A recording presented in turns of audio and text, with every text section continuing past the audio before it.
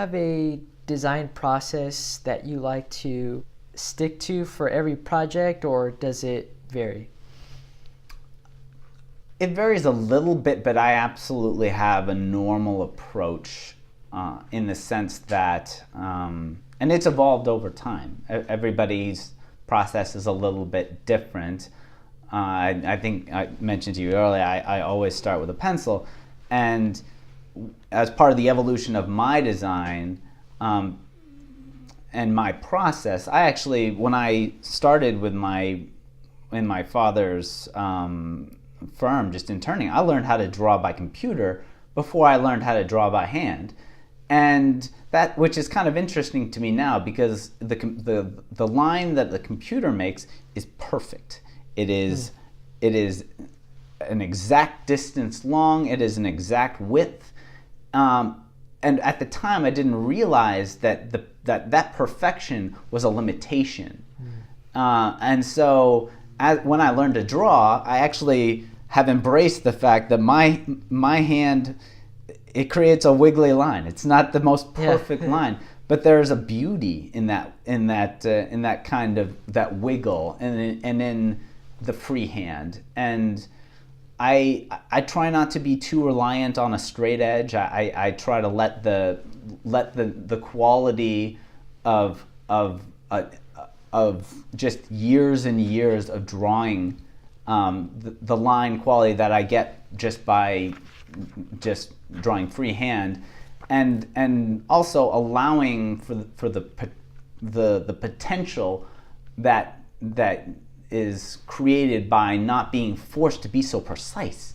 And one of my favorite pencils has a very thick lead, and I purposely keep it that way because I don't want to get bogged down in too many decisions and lose the thread of a great idea for kind of being too kind of focused on the minutia. You kind of have to start big and then kind of go through the gears, like we talked about earlier. So I like a fat pencil, and I embrace a squiggly line.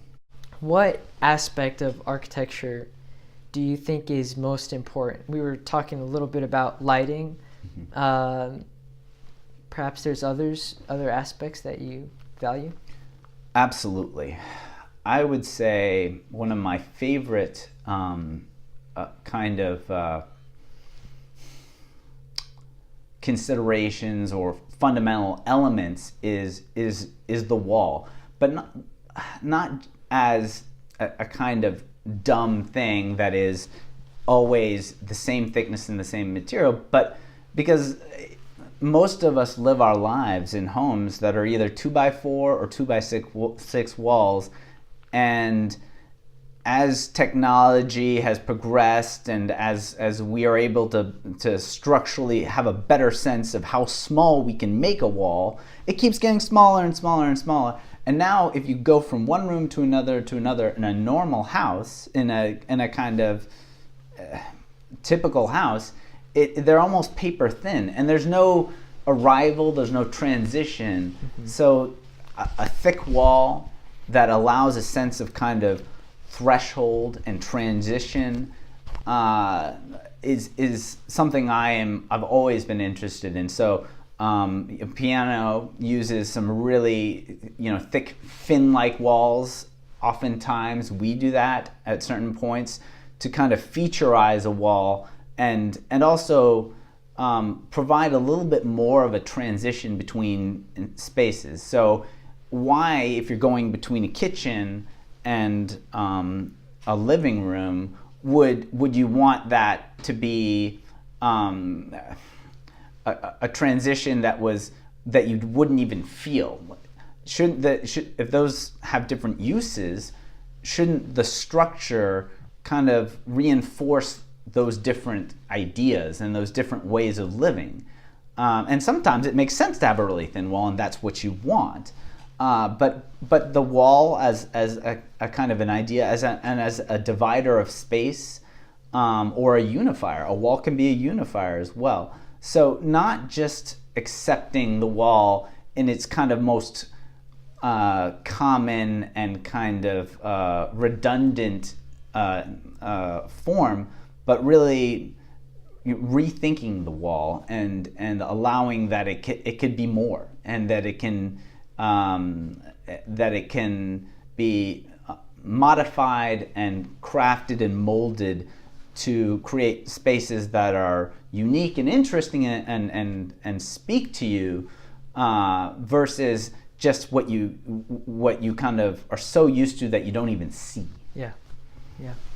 Obviously, you probably face a lot of challenges during the design process, going from idea to finished, to a finished building.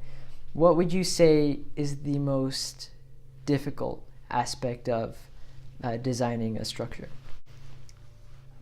Design is iterative, and you have to be willing and able to do a lot of bad design to get to the good design. And you have to embrace that challenge and be brave. I think that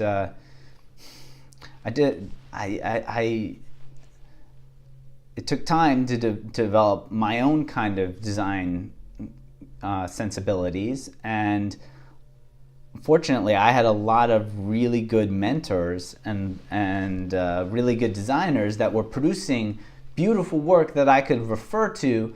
And you need to be able to accept when your work is not good and say, okay, I'm gonna keep at it until it is. Mm-hmm. And to never be satisfied.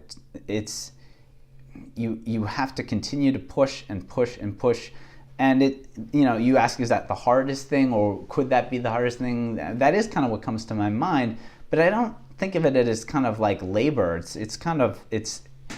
I do it because I love it, and oftentimes I don't stop when something is quite good because I want it to be great. And maybe it's 5 o'clock and it's good, and I'll keep working because I care about what the product is, and I want it to be great, and I don't stop until I feel that I've gotten there,